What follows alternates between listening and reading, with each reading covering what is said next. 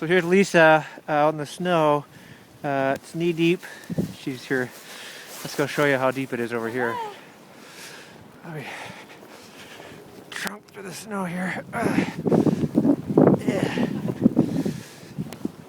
Okay. So we're in the garage, and as you can see, we've got a pile of snow up to the edge of the garage when it opened up.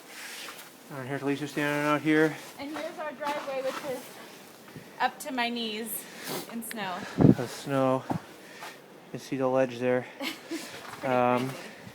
This is from last night driving, covered in snow. Thankfully I got my trusty duty Murray 8 horsepower snow blowing machine here. Got to get it cranked up and get her going. But yeah, Snow has drifted 2/3 gonna tie your yard up in the snow. backyard. It's And, crazy. here's what the two of us look like when we're all bundled up. So This is getting the mail. yeah, in the mail. Hope you're enjoying some nice weather. There's the wind. Okay, say goodbye in your ski goggles. Bye.